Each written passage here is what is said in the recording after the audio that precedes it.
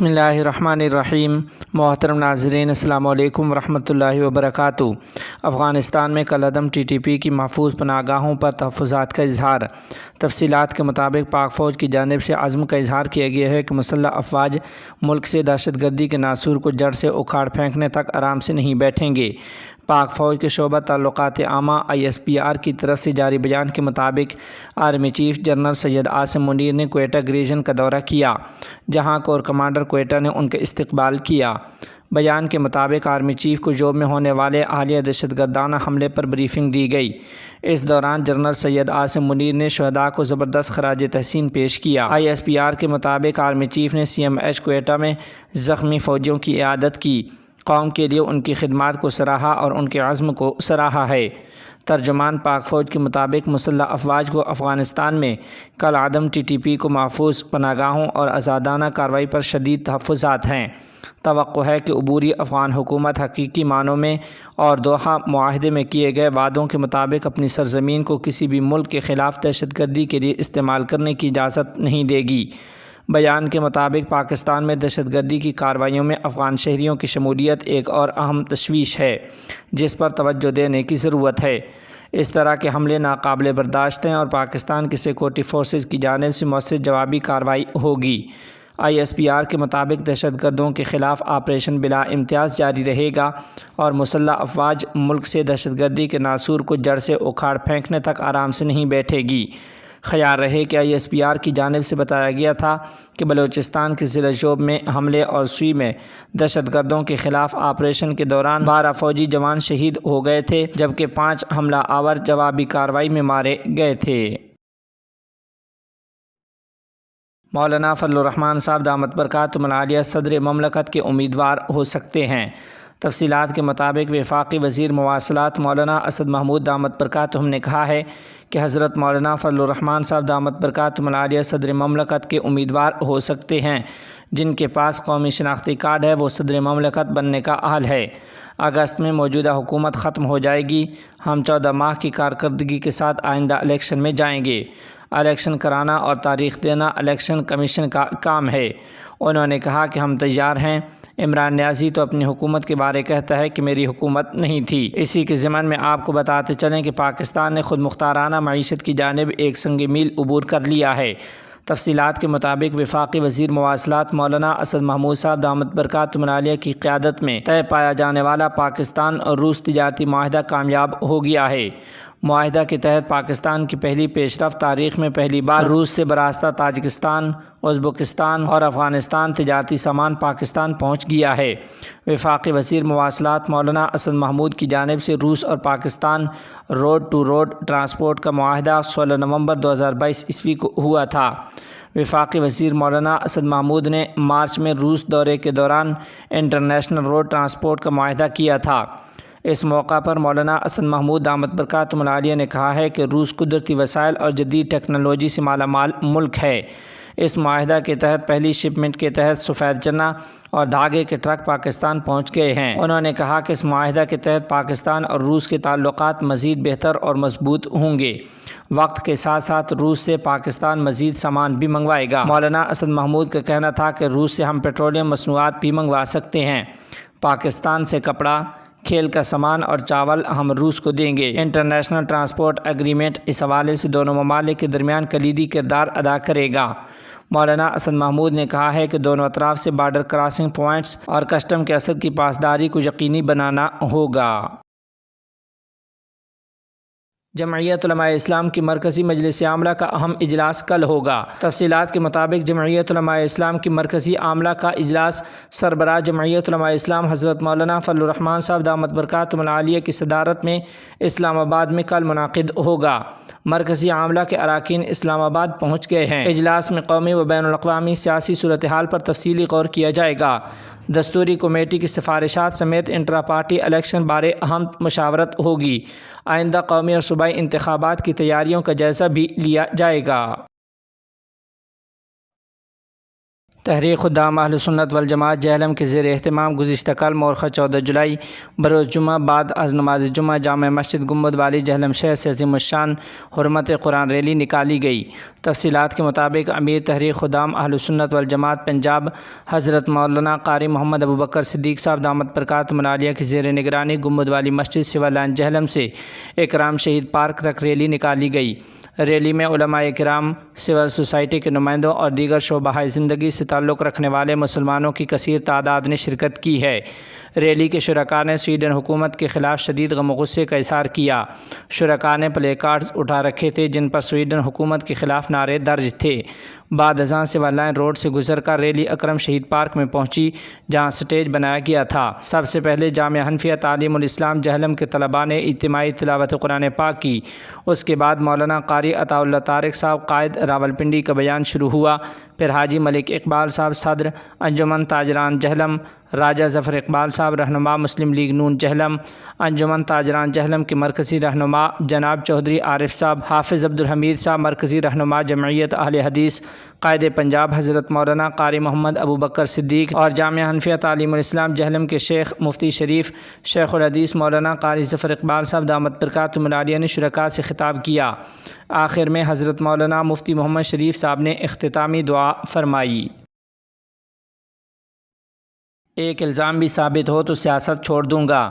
تفصیلات کے مطابق گورنر خیبر پختونخوا حاجی غلام علی نے ایک بھی الزام ثابت ہونے پر سیاست چھوڑنے کا اعلان کر دیا ہے۔ پشاور میں میڈیا سے گفتگو کرتے ہوئے گورنر غلام علی نے کہا کہ میرا کسی سیاسی جماعت کے لیڈر کے ساتھ کوئی اختلاف نہیں ہے۔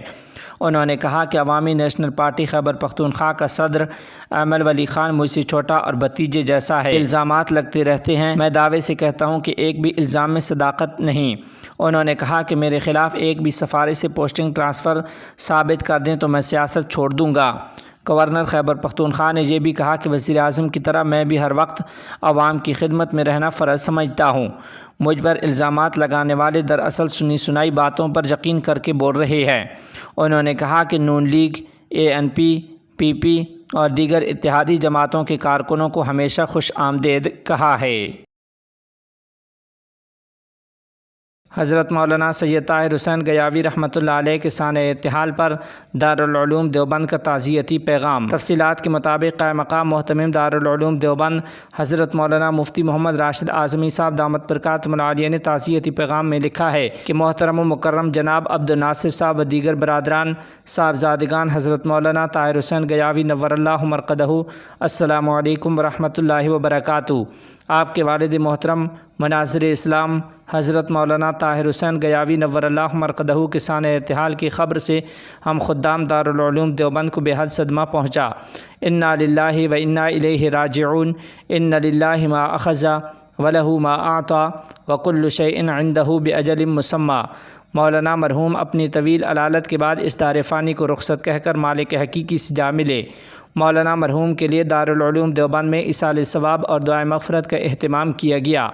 مولانا مرحوم نے اپنے مناظروں اور تقریروں کے ذریعے دین اسلام کی بہترین ترجمانی فرمائی۔ آپ رحمۃ اللہ علیہ باطل کے سامنے سینہ سپر ہو جاتے اور مدلل بحث کرتے تھے۔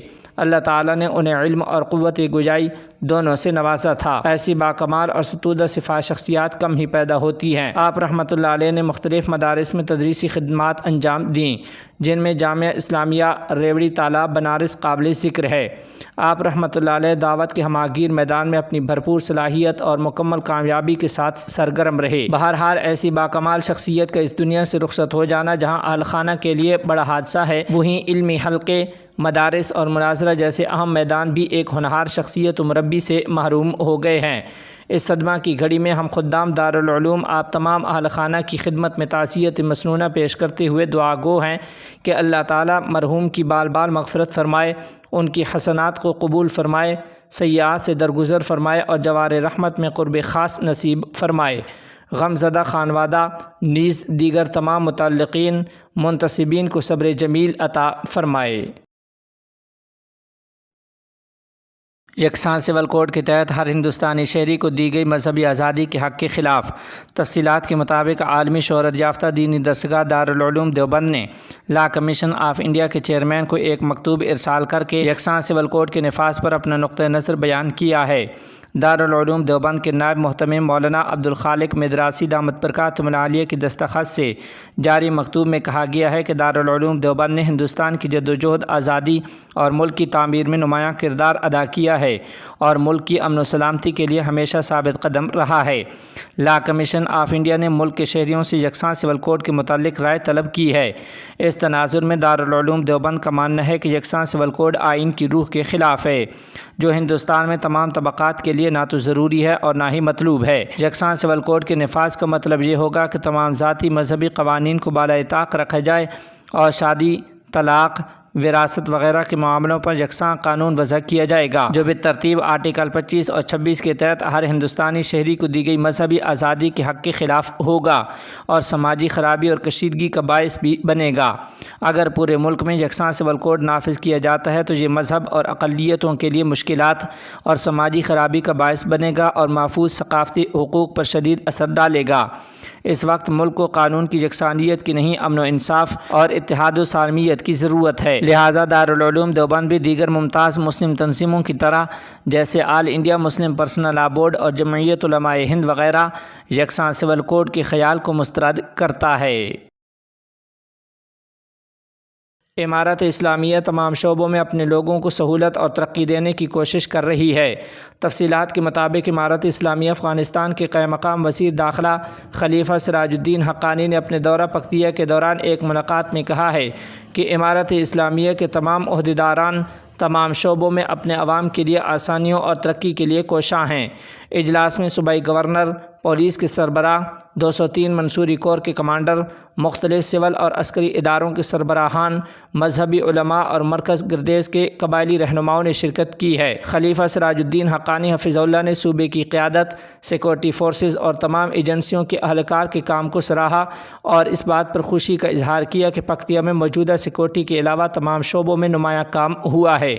انہوں نے پکتیا کے قبائل کو یقین دلایا کہ امارت اسلامیہ کے تمام عہدیداران تمام علاقوں میں اپنے لوگوں کے لیے آسانیاں پیدا کرنے میں دلچسپی رکھتے ہیں۔ انہوں نے پکتیا کے عوام کی قربانیوں کو ناقابل فراموش قرار دیا اور قبائلی رہنماؤں کے مذہبی جذبات پر خوشی کا اظہار کیا ہے۔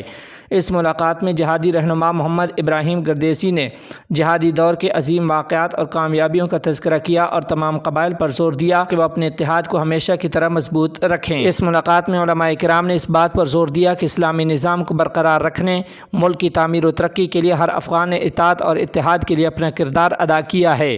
اس کے بعد مرکز گردیز سے تعلق رکھنے والے مختلف قبائل کی نمائندگی کرنے والے متعدد رہنماؤں نے اپنی گفتگو کے دوران حقانی صاحب کو مبارکباد پیش کی اور اس بات پر خوشی کا اظہار کیا کہ امارت اسلامیہ کے ذمہ داران ان کی عوام کی حالت کا خیال رکھے ہوئے ہیں اور یقین دلایا کہ تمام قبائل ہمیشہ کی طرح ان کے ساتھ ہیں اور نظام کے استحکام اور ملک کی ترقی کے لیے امارت اسلامیہ کے ساتھ کندھے سے کندھا ملا کر کھڑے ہیں۔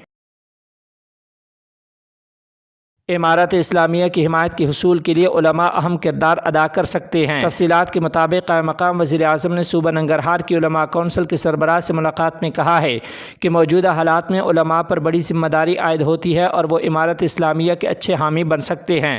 ان کے پریس آفس نے آج ایک خبر میں کہا ہے کہ مولوی عبدالکبیر نے صوبہ ننگرہار کی علماء کونسل کے سربراہ اور ان کے ہمراہ آنے والے وفد سے ملاقات کی ہے۔ اس ملاقات میں ننگرہار علماء کونسل کے سربراہ نے مذکورہ کونسل کی سرگرمیوں کے بارے میں معلومات فراہم کیں اور کہا کہ انہوں نے صوبہ ننگرہار کے تمام مقامی عہدیداروں اور عمائدین سے ملاقاتیں کی ہیں اور ان کے ساتھ ہر طرح کے تعاون کا عہد کیا ہے۔ انہوں نے مزید کہا صوبائی انتظامیہ کے ساتھ ماضی کی ملاقاتیں لوگوں کے مسائل کے حل کے لیے مثبت تھیں اور انہوں نے بہتر پیش رفت کے لیے اپنے مشورے بھی ان سے شیئر کیے ہیں۔ علماء کی کونسل کی اہمیت کا ذکر کرتے ہوئے مولوی عبدالکبیر حفظہ اللہ کا کہنا تھا کہ موجودہ حالات میں علماء پر بہت بڑی ذمہ داری عائد ہوتی ہے اور وہ امارت اسلامیہ کے اچھے حامی بن سکتے ہیں۔ مولوی عبدالکبیر حفظہ اللہ نے مزید کہا کہ علماء کونسل اپنی سرگرمیاں دور دراز علاقوں تک پھیلائیں تاکہ امارت اسلامیہ کا پیغام ہر ایک شہری تک بہتر طریقے سے پہنچے۔ سویڈن میں آج تورات اور انجیل جلانے کا منصوبہ۔ تفصیلات کے مطابق سویڈن میں قرآن پاک جلانے کی ناپاک جسارت کے بعد آج اسرائیلی سفارت خانے کے سامنے مزید 2 الہامی کتابیں یعنی تورات اور انجیل کو نذر آتش کرنے کی اجازت دے دی گئی ہے۔ اسرائیل کے صدر اور یہودی تنظیموں نے اس منصوبے کی مذمت کرتے ہوئے اس پر سخت احتجاج کیا ہے۔ غیر ملکی خبر رساں ادارے کے مطابق سویڈن کے دارالحکومت اسٹاک ہوم میں اسرائیلی سفارت خانے کے باہر نامعلوم شرپسند نے تورات اور انجیل جلانے کے مذموم اقدام کی اجازت حاصل کر لی ہے۔ اسرائیلی صدر اور یہودی تنظیموں نے سویڈن کے شدید الفاظ میں مذمت کرتے ہوئے کہا کہ اس اقدام پر شدید رد عمل دیا جائے گا۔ مقدس کتاب کی توہین کسی بھی صورت قابل قبول نہیں۔ ایسے اقدام کی اجازت آزادی اظہار رائے نہیں بلکہ سنگین غلطی اور جرم ہوگا۔ نامعلوم 30 سالہ شرپسند نے اپنے مذموم مقصد کو عملی جامہ پہنانے کے لیے پولیس سے تحفظ کی بھی درخواست کی ہے، جس میں کہا گیا ہے کہ قرآن پاک کو جلانے کی اجازت دی گئی تو تورات اور بائبل کے لیے بھی اجازت دی جائے۔ یہ آزادی اظہار کی حمایت میں اظہار خیال ہوگا۔ پولیس نے تورات اور بائبل کو جلانے کی اجازت حاصل کرنے والے 30 سالہ شخص کا نام ظاہر نہیں کیا۔ پولیس نے زور دیا کہ سویڈن کے آئین میں عوامی اجتماعات کی اجازت دی گئی ہے، نہ کہ ان مظاہروں میں کی جانے والی سرگرمیوں کے لیے اجازت دی ہے۔ پولیس مذہبی کتابیں جلانے کی اجازت جاری نہیں کرتی۔ سویڈن کی حمایت پر مغرب کی ترکیہ پر نوازشات۔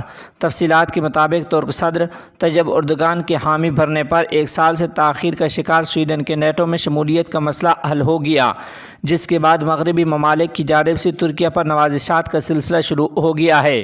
کینیڈا نے ترکیہ پر عائد اقتصادی پابندیوں کو نرم کرنے کے لیے مذاکرات دوبارہ شروع کرنے کا عندیہ دیا ہے۔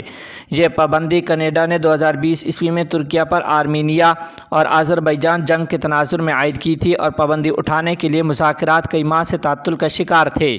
نیٹو رکن کینیڈا کے آپٹیکل آلات سمیت ڈرون کے پرزوں پر برآمدی کنٹرول اٹھانے کے لیے ترکیہ کے ساتھ مذاکرات کے دوبارہ آغاز پر اتفاق کو ترکیہ کی آشیرواد سے سویڈن کو ملنے والی نیٹو کی رکنیت کے عوض ریلیف قرار دیا جا رہا ہے۔